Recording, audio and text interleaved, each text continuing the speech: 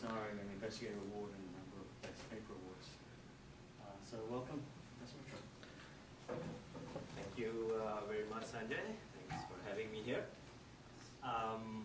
So I'm going to talk about some very recent work that we are doing on verification of hybrid systems. And this is joint work with my grad students Sridhar Dugirala and Professor Vishwanathan in the computer science department. So this is the verification problem. We are supposed to design an algorithm which takes two inputs. Takes a model of a system.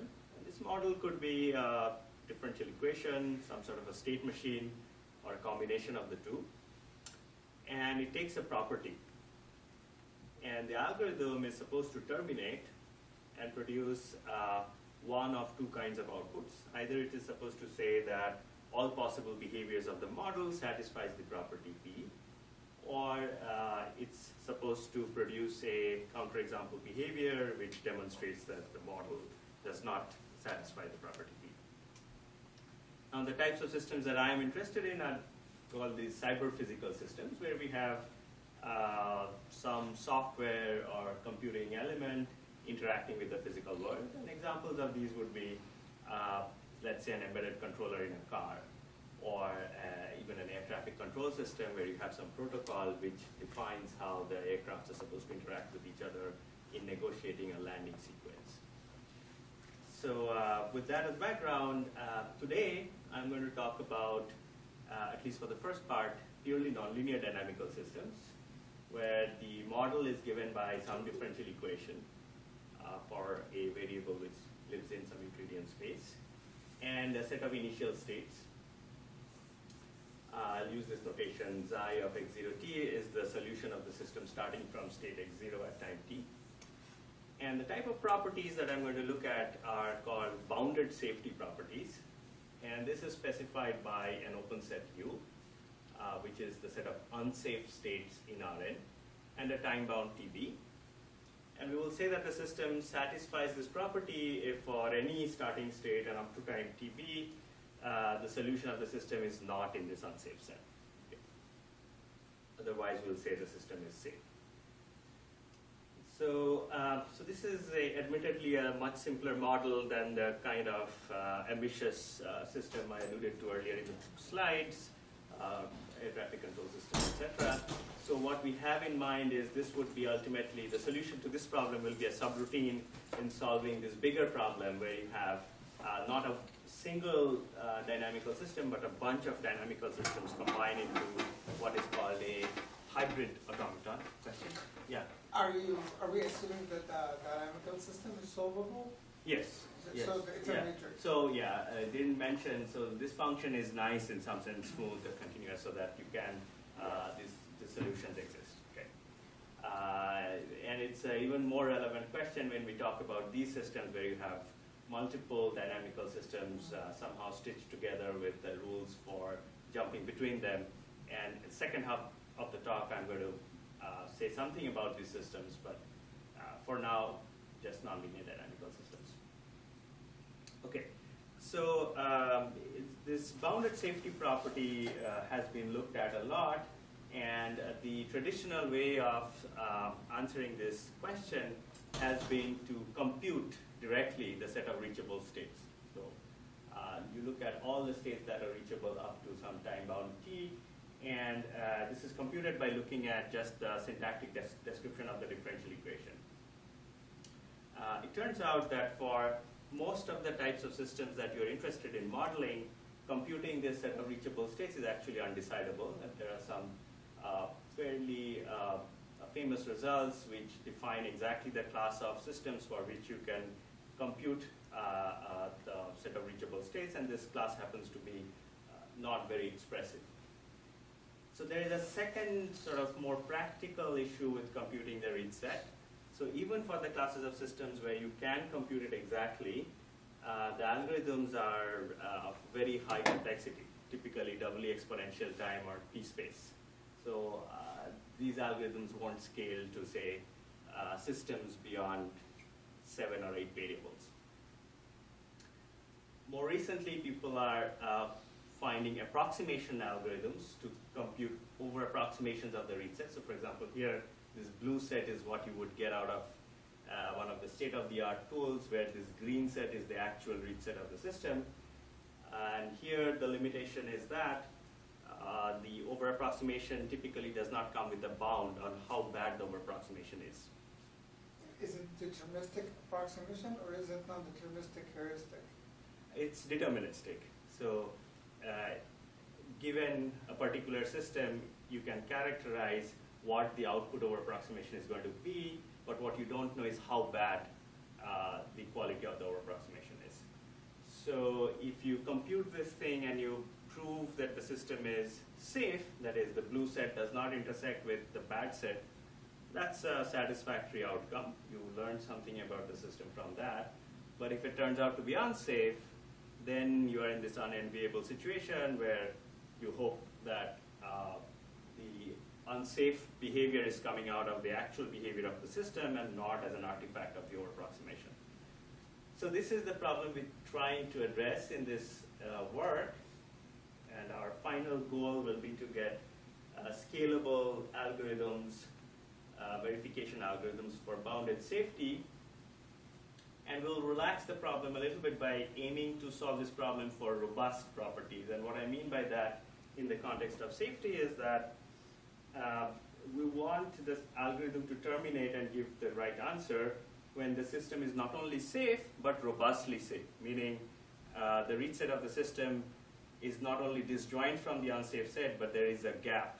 There is a bound on how far the read set is from the unsafe set. And this makes sense in the context of these cyber-physical systems, because most of the time when you're designing a controller to do something safely, for example, automatic parking controller, let's say, you don't just want the car to stay away from the curb, it shouldn't also graze the curb. So this robustness makes sense in this context. And the two ingredients that would go into designing these algorithms, the first one is data. So we'll use simulations coming out of the models or actual logs of executions that can be recorded when the system is running. And this is sort of different from the way verification work has worked in the past. And the second input is going to be some sort of annotation of the model. These annotations are going to be in the spirit of loop invariants. So in programming software, for example, it's reasonable to expect that the programmers would write down some invariant properties when they're writing a while loop. And then these invariants are used automatically for doing program analysis. So along similar lines, we are proposing that people designing the control systems, the controllers, would write down certain annotations of the model. These would look like Lyapunov functions or contraction metrics of these models. And then these annotations will be used for safety verification. Okay. So that's the broad recipe. So in the first part of the talk, I'm going to describe how we apply this to nonlinear systems. This is a very natural looking algorithm, and I'll present some experimental results and show that it seems to scale. And in the second part, we will apply a similar idea to distributed models. Okay, so this is our proposition for what kind of annotations we need. We call this a discrepancy function. So this is a function which takes a pair of states and produces a non-negative real number.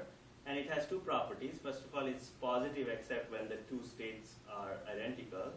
And then there is a bound on the value of this function which goes to 0 as the states converge to each other. So here is an example. Let's say this red, green, and the blue curves show three different trajectories starting from states which are close together.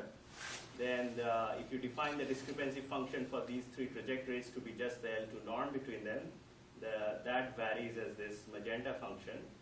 And the upper bound on the value of the discrepancy function is this sort of exponential curve.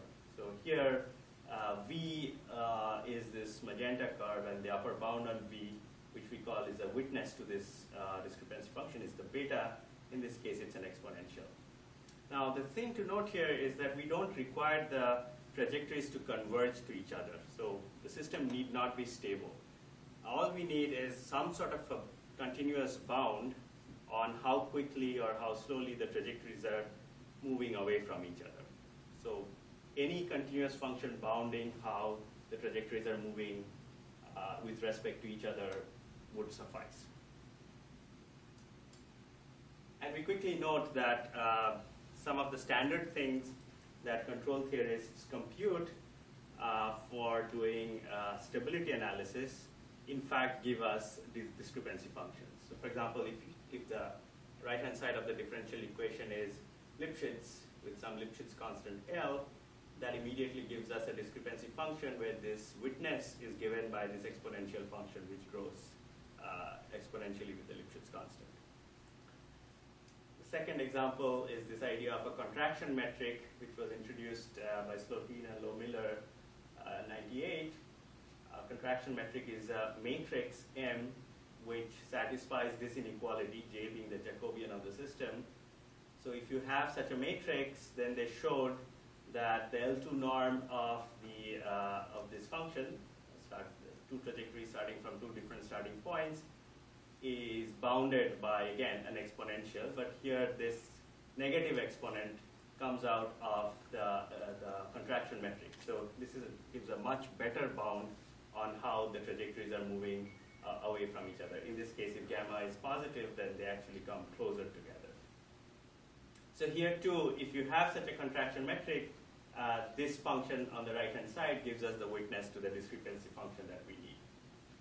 And there are several others that we note in the paper. There is this idea of an incremental Lyapunov function, which seems to be a much stronger version of what we need.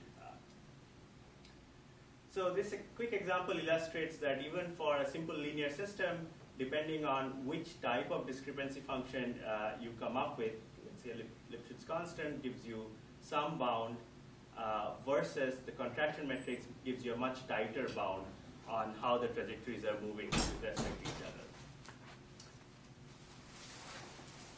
Okay, so as I said, there are two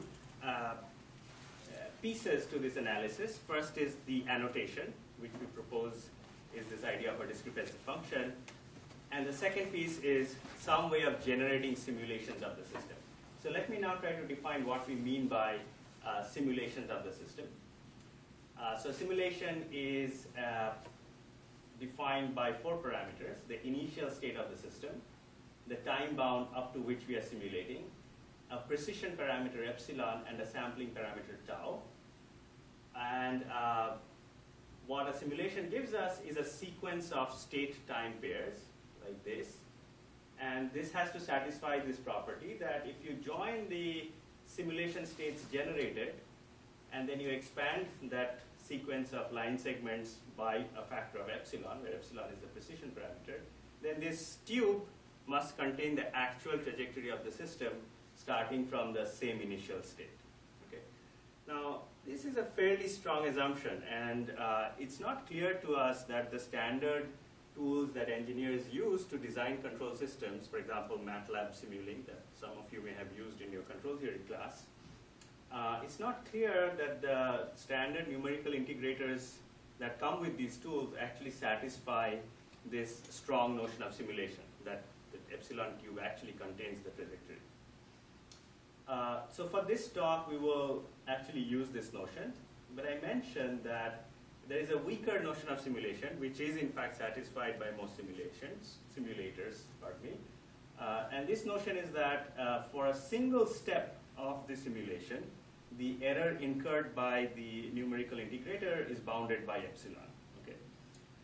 So in a different paper, what we show is that even if you have this type of simulation, this weaker notion of simulation, and you know something about the dynamics of the system, let's say Lipschitz constants or the contraction metric, even then you can sort of guide the simulator to get that stronger notion of simulation, okay, by taking finer and finer time samples.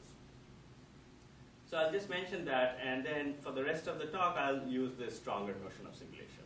Okay. Okay, so now we have introduced the two pieces that I needed. We have the annotations, and we have the idea of generating precise simulations. So let me describe this algorithm to you, which is going to do bounded verification. So the algorithm has an outer loop, and basically what this loop does is it partitions the initial states into delta covers. A delta cover is a collection of points, so that the delta balls around this collection of points covers the entire set of initial states.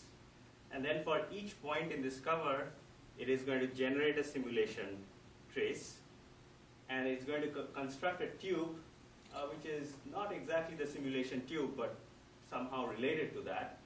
And then it will check if that tube is safe or not. And the way this tube is going to be constructed, it will ensure that all possible trajectories of the system starting from that delta ball is contained in that tube. And if the tube is safe, that initial set of states are removed. Otherwise, it checks whether there is any possible state that is unsafe in that simulation trace.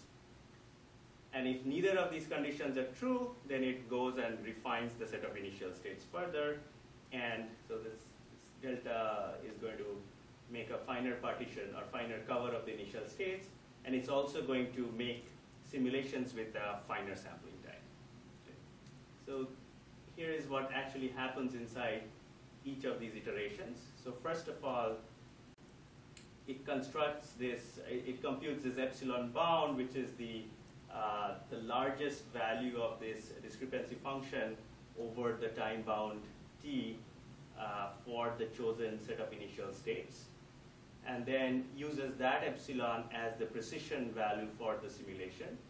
And then it constructs this tube, which is essentially the simulation tube as I defined in the previous slide, and then it expands that by this additional factor to include all the points for which the discrepancy function value is at most epsilon. And this guarantees that any possible states that start from this delta ball in the initial set is contained in this green tube.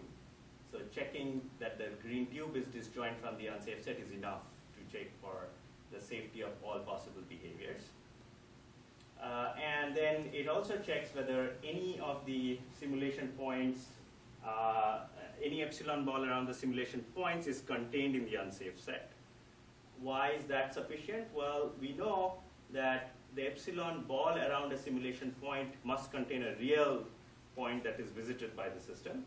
So if this is contained in an unsafe set, we know that there is an actual point in the trajectory of the differential equation which is also unsafe. So that leads to the unsafe outcome. Okay, so the soundness of this algorithm, which means that whenever it produces the answer safe, the system is actually safe. And whenever it produces the answer unsafe, then actually there is a point which is unsafe, is fairly straightforward from the description of the algorithm. Let me spend a minute talking about the completeness. So completeness means the algorithm should terminate, and it should produce this answer safe or unsafe, provided the system is robustly safe. Okay? And robust safety means that there is a gap of at least C between the set of reachable states and the unsafe set. But C need not be a priori known. Okay? There is some C, but the algorithm has to discover what this C is. So there are two parts. First of all, we need to analyze the system if the system is indeed robustly safe. So in this case, we show that there exists a small enough value of the delta cover of the initial set so that over that delta cover, the value of the discrepancy function is at most C over 2. And once you have that, then that unsafe branch of the algorithm is never going to be taken. So eventually the system will discover that value of the initial cover, which makes the discrepancy function to be C over 2. And then what it means is the diameter of the simulation tube will be at most C over 2, as well as the bloating that you get from this step is also going to be C over 2. So ultimately the tube will be disjoint from the unsafe set. So in that case, all the initial tubes will be eliminated and the system will answer safe. And the second part is what happens if the system is really unsafe. So in this case, we know that there is some trajectory of the system which actually hits the unsafe set.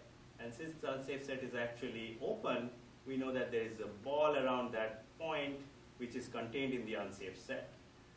And again, using the property that the discrepancy function can be made arbitrarily small, if you make the initial cover go to 0, then we can find a ball around the initial set for which the entire tube will be contained in the vicinity of this unsafe point. And once you reach that point, there will be a simulation point that this algorithm will discover for which this condition will become true and it will return unsafe.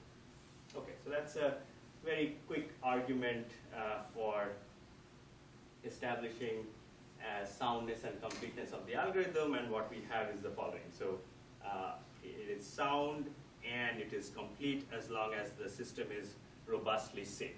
Okay, so in the extreme case where the system is safe but not robustly safe, that is the car is actually grazing the curb, then the algorithm is not obligated to terminate. It can keep on producing simulations forever. Okay, so we are making a couple of assumptions in this algorithm. First of all, we are assuming that this beta function can be maximized. This is what we used in the algorithm. We can also check distance to this unsafe set. And there's a fair bit of engineering that went into the tool that I'm going to present results with next. So in computing the distance, for example, we formulate this as an over-approximation problem using LP without actually trying to compute the Euclidean distance between the simulation tubes and the unsafe set. So all of these things, we have an engineering solution to this, but we are not claiming that solving these or maximizing these functions is sort of easy in any technical sense. We're also assuming that we can produce arbitrarily precise simulations, so we can keep on dividing the sampling time and get more precise simulations. And again, there we don't have anything clever to say. We are just appealing to the people who work on numerical integration and use the best tools that they have to produce our simulations. Okay, so the reason I'm excited about this is because it actually works quite well in practice. And here's the first set of results. And these are benchmark examples that people in my community work with. These are nonlinear dynamical systems, and we want to compute their reach sets and prove some safety properties. So for example, there's a van der Pol oscillator, a coupled van der Pol oscillator, a bunch of nonlinear adaptive control systems. And the numbers in these columns show the running time of our tool. It's called C2E2. And two of the other leading tools, Flowstar is from University of Colorado, and Ariadne is from Europe, but also has some Berkeley connections. And refs shows the number of refinements you need in this algorithm, and sims is the number of simulation traces which are used. And as you see, we are beating these other tools fairly handily in these examples. We also tried some stress tests on these examples. So there are these models that people create with many tanks and many vehicles, and they try to prove safety properties of this. And we can make these models go up to 30-dimensional systems or 24-dimensional systems, and still we are able to compute these approximations of the reach sets within a matter of minutes. So the last scalability result is with respect to the time horizon. And for some of these examples, what happens is if you increase the time horizon, naturally the time required to compute the over-approximation increases, but this suggests that the time is roughly linear. It's probably a function of the fact that the dynamics of these systems are stable, more or less.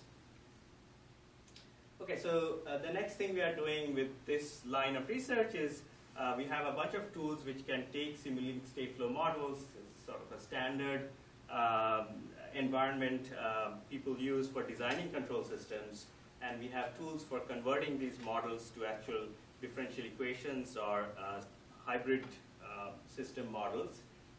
And very soon we will be able to start from these models and then apply our algorithm directly on these models. So that's sort of upcoming in the next couple of months, I hope. All right, so that's the first part of my talk, where we focus mainly on nonlinear systems. And now, very quickly, I'm going to describe to you how we can use a similar idea of execution-based verification to distributed system models. Okay, so the canonical problem that I want you to keep in mind is a bunch of robots moving in some space, and they are running some sort of a distributed coordination protocol, let's say formations or searching for entities in this space.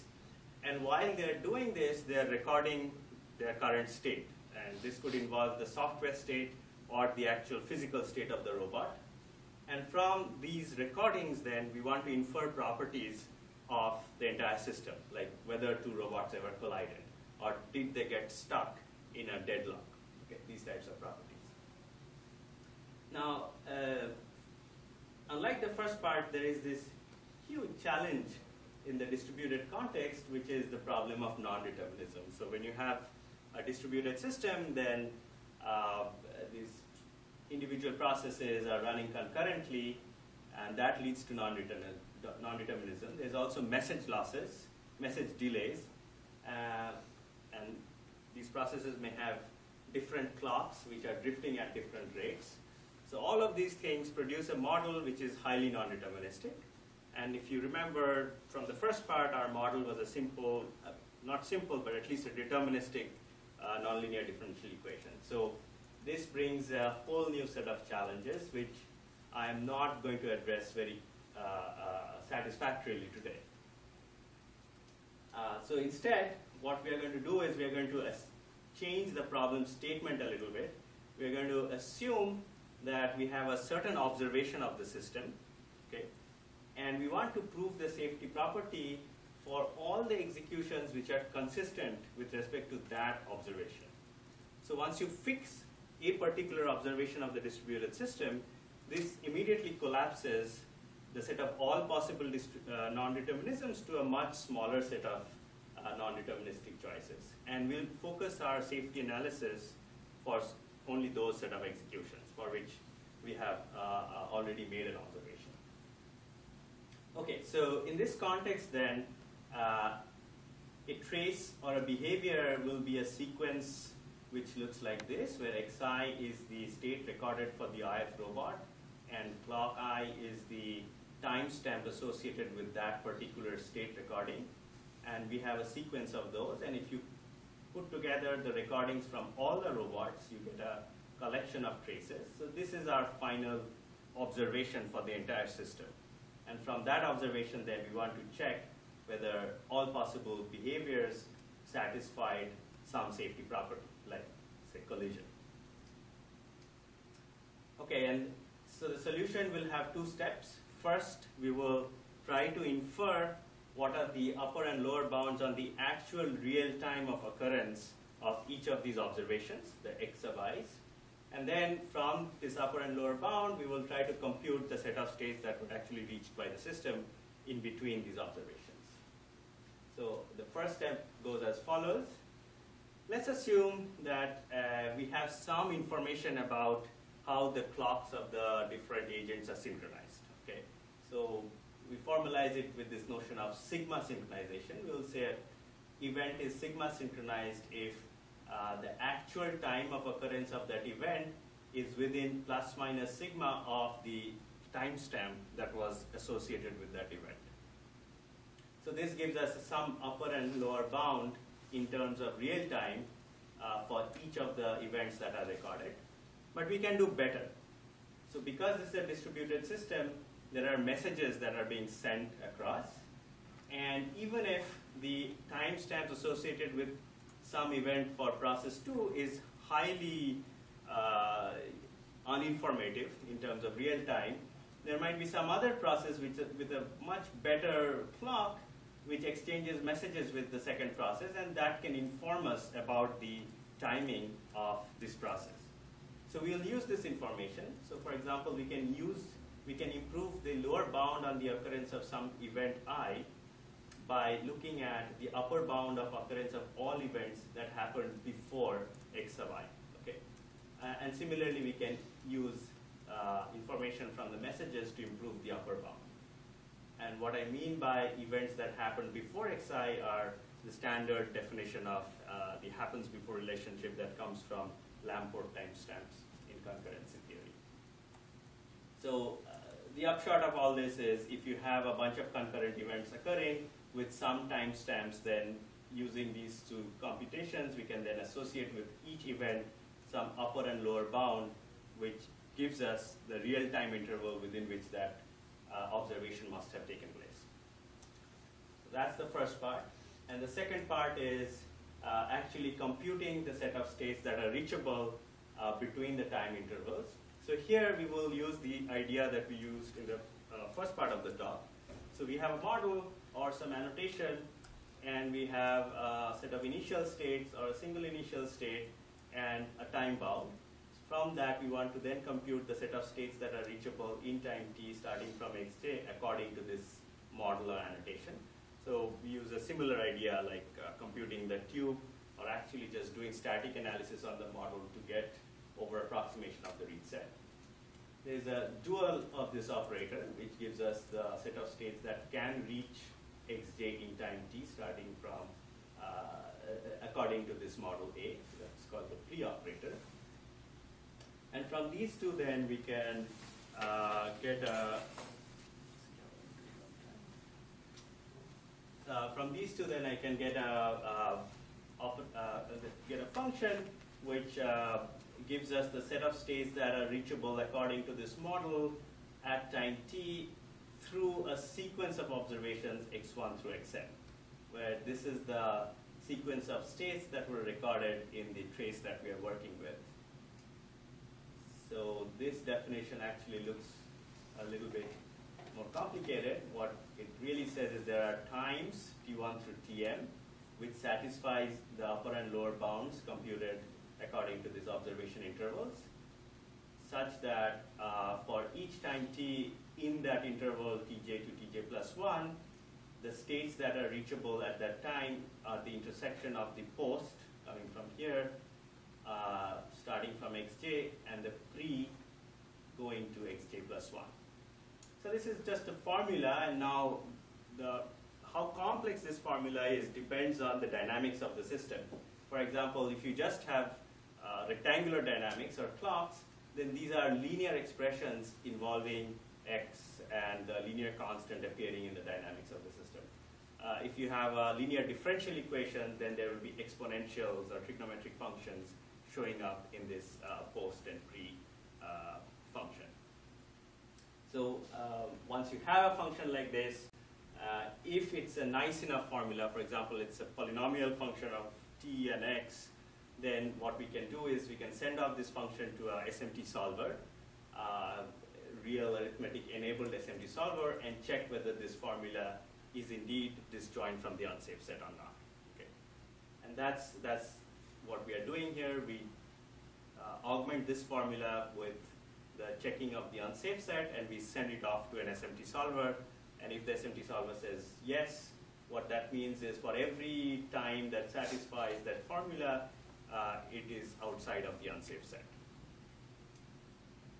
So we have a soundness theorem again, which says that indeed that formula over approximates the set of all states that are reachable through executions which are consistent with the observation row. And under some additional assumption about the tightness of the clock synchronization, I'll take a minute to explain that. We also have a completeness theorem, which says that if that formula intersects with the unsafe set, then indeed there is a real execution of the system which is consistent with rho and also violates the safety property. Okay. Now, what is this extra tightness assumption about the timing? Well, what we have from the synchronization assumption is this. It says that there are these intervals for each of the observations we have made is associated with an interval which defines the real-time interval over which that observation occurred. And this would be tight if for each point in that interval, indeed, there is some real execution which starts from the same initial state and which satisfies all the assumptions of the model, which visits that observation state at that time. In other words, there is no slack in these observation intervals. Every point in the interval is realized by some actual execution of the system. So if you have that, then we get the completeness part also. All right, so in this case, the experiments involve both toy examples from distributed systems as well as data collected from our actual deployment of these robots in the lab. The kinds of applications we looked at are waypoint following. So you have a bunch of robots doing some sort of a formation on the floor. There's a geocast application where, in addition to doing the formation, the robots are actually sending messages to a particular region in the space. And what you want to show there is all the robots which are within that region over a particular time interval get the message, and no robot which is outside of that region get that message. So it's a standard primitive in communications where a message is not sent to an individual but to a region in space. So that's the geocast. And the last one, sort of the cool one in my opinion, is this light painting application where a picture is uploaded to one of the robots, and this picture is then partitioned into several smaller fragments, and then the robots move around and coordinate to draw the picture on the floor, except that they're drawing with the light of their phone's LED. So if you have a camera on with long exposure, the light streaks get recorded. So while these applications are running on the robots, we collect the traces and try to analyze these traces to prove the properties like they never collided or there is no deadlock. So here are the experimental results. In this table, for example, we are looking at this property of separation. We want to prove that robots never came within 10 centimeters of each other, and we are applying this algorithm described earlier, and it goes up to 4 to 20 robots, let's say, and the traces have various sampling rates, so 75 milliseconds to 500 milliseconds. So at least for reasonable sampling periods, this trace for 5 minutes is analyzed within a matter of a few minutes, so with 20 robots. So that seems practical. The other thing we observe here is from the same trace, the quality of the analysis depends on your knowledge of the model. So for example, here we are changing the uncertainty about the robot's velocity from 0 to 5 to 20 centimeters per second. So the velocity bound is changing. Along the y-axis, we are changing the synchronization bound of these clocks that are running on the robots. And we see that from the same trace, as you increase the uncertainty about the model, we are becoming more and more conservative about proving the same property. So initially we were able to prove that the robots are always 10 centimeters apart. Here we are not able to prove that anymore, which sort of makes sense. But it also suggests that there is some sort of a trade-off between how frequently you collect data for doing this simulation-based analysis and how precisely you should know about your static model of the system. Okay, so that brings me to the conclusion. We are excited about this new approach of simulation-based verification, and we have applied it to a couple of different scenarios, purely dynamical systems and distributed systems. One of the things we have observed is you don't require the system to be stable in the traditional sense to apply this approach. Basically, this is coming out of the fact that we are doing bounded time analysis, so we don't require the strong assumptions about stability. So the mantra here is you have annotations, some model for simulating or collecting data from the system, and this then gives us verification algorithms for robust properties. All the algorithms we are talking about are sound and relatively complete, where relativity comes either from the robustness of the property or some additional assumptions about the clocks, synchronization of the clocks. one of the side effects of this approach is that it's applicable to models which have unknown parameters. So for example, we don't need the functions defining the evolution of the system beyond the fact that they satisfy the annotations and they generate the simulation data. So we don't really need to know the functions. Some of the obvious next things that we are looking at are applying the same approach to switched systems. This paper is currently getting written, so we actually know how to do this for switched dynamical systems. What we still don't know exactly is how to do the bounded safety verification approach of the first part of the talk for hybrid systems, where you have guards. And then, of course, the more general problem of hybrid distributed systems, where we have to address the issue of non-determinism.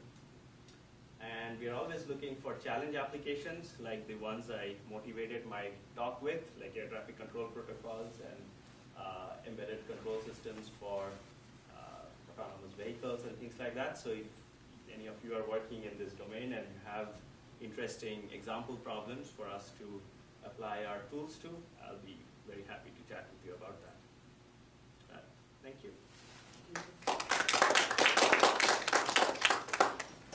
Questions? Is there any studies comparing this performance to other techniques? Yeah, so for the first part, yes, right? So I presented you some numbers comparing our approach to other tools. For the second part, this verification of distributed systems is actually not so well studied, at least to the best of my knowledge. So there, we couldn't find any tool to compare it with directly. And the other thing that is left out, the other approach for comparison would be these approaches which try to compute the reach set directly without using simulations.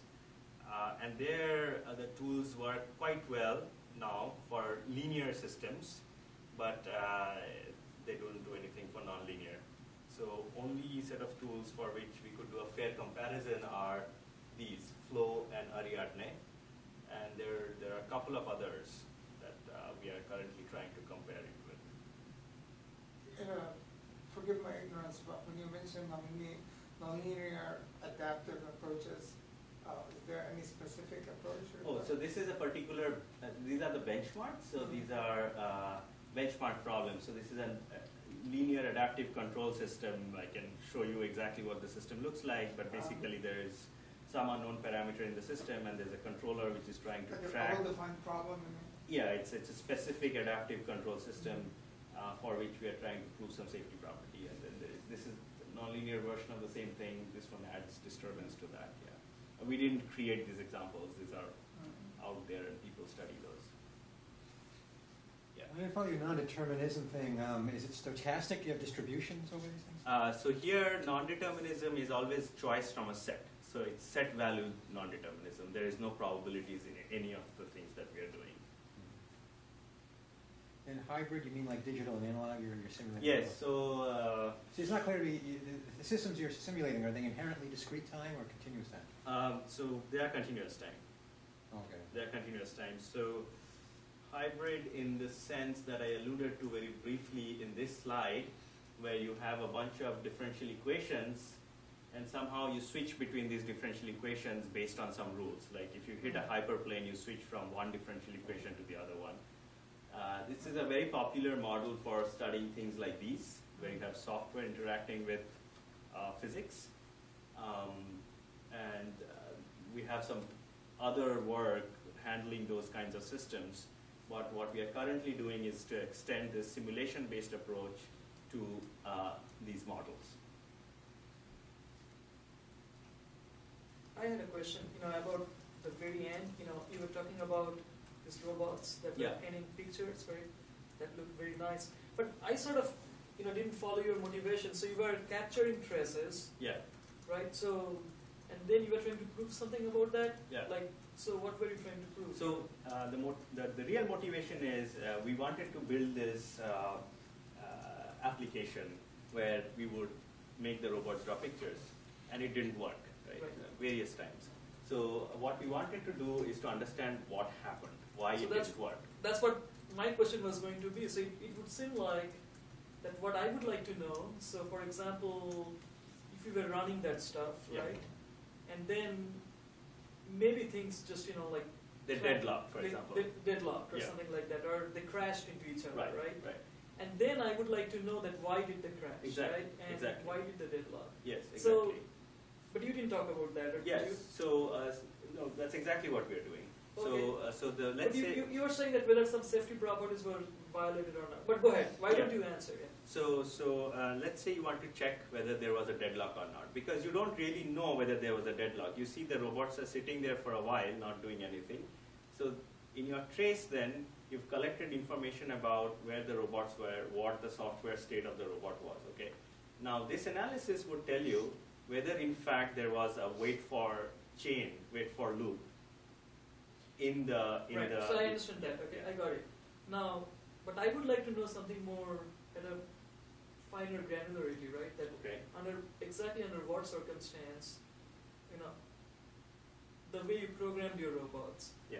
Like, where in that thing, at what point in time, how do I fix that thing, right? Oh yeah, yeah. No, essentially, so you're asking. diagnosis basically, right? You're asking Yeah, the so- bigger question, like. Right. So how do I do that? No, so this doesn't answer that Okay. question. So what this says is, you made an observation. I understand. Yeah. Whether there in that observation, whether any behavior that is consistent with that observation has deadlock or I not. understand that. But the bigger question that you're asking is the question which I posed in the beginning, which I don't. I missed. Okay. With this whole non-determinism thing, we don't know how to deal with. So Right. I mean that's a challenging question. So how would you solve that? So that would involve like doing the analysis of the programs of the robots and considering all possible Right. yeah. So I can talk to you a little bit offline We about can other talk. approaches we are trying to, basically doing verification of a distributed system, but Right. not using the traces. Right. Excuse me, is your unsafe set always computationally trivial? Very well known, well defined. I'm assuming that I can do meaningful computations with the unsafe set. For example, take intersections of the unsafe set with anything that I'm computing, for example, these tubes. That is not always the case, but at least in these examples, that seemed to be okay. So I can imagine like if you're doing something like a race car controller, Yeah. you wouldn't even know which states are unsafe. Like, is the car about to flip over, you know what I mean? But if he has enough Do- readings, he might be able to say, right? Yeah, so I guess what you're asking, there are two things to it. One is who defines what the unsafe set is. Yeah, That right. always comes up in this, whenever I present this When type two of work. robots collide, it's trivial, right? Right. But as you can imagine, even before they actually collide, if their velocities are pointing in the Right. opposing direction and they're too close, that's also an unsafe set. Right. So, so basically, this latter problem is taken care of by this type of analysis. So even if you define actual positions overlapping being the unsafe set, because we are we are working with the dynamics of the system and there is inertia and so on, this would be able to prove to you even if, Doing prediction. yeah. This would be able to say that, oh, I didn't see the robots actually collide, but because their velocities here and here were such and such, in between they must have collided. Well, you want to know before they collide. Huh? Say that again? You want to know before they collide. I mean, that's the way. Right? You wanna Okay, predict. so then, yeah, so... that's something with the unsafe. Yeah, that'd be Right. the- So this is sort of doing a posteriori analysis. In both cases, you look at the data and then try to say what happened. If this algorithm was really fast, you could do runtime analysis, where you are running this algorithm on the controller itself to see what can happen in the future. But we haven't quite Okay. engineered it that way. But, Okay. and there's a connection between this work and people who do